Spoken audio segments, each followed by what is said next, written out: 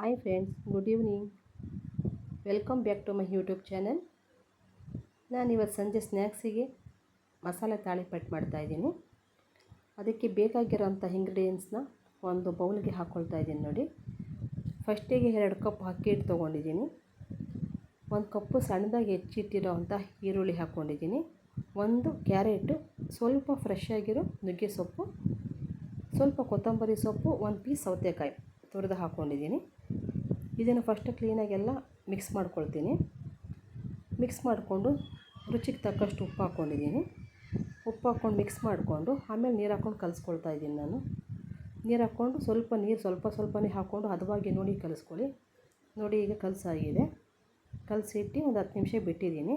ಈಗ 10 ನಿಮಿಷ ಆಗಿದೆ. ಈಗ 10 ನಿಮಿಷ ನೆನೆಗೆ ಬಿಟ್ಬಿಟ್ಟು ಈಗ ಒಂದು ಎಣ್ಣೆ ಕವರ್ ತೊಗೊಂಡಿದ್ದೀನಿ ನೋಡಿ, ಪ್ಲಾಸ್ಟಿಕ್ ಕವರು.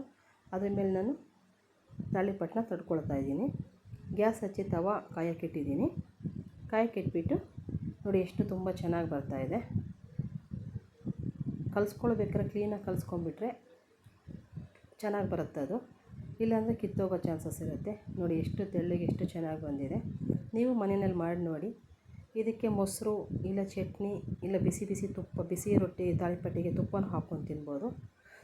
ನಿಮಗೆ ನನ್ನ ವಿಡಿಯೋಸ್ ಇಷ್ಟ ಆದರೆ ಲೈಕ್ ಮಾಡಿ, ಕಮೆಂಟ್ ಮಾಡಿ, ನನ್ನ ಚಾನಲ್ನ ಸಬ್ಸ್ಕ್ರೈಬ್ ಮಾಡ್ಕೊಳ್ಳಿ, ಶೇರ್ ಮಾಡಿ. Thank you.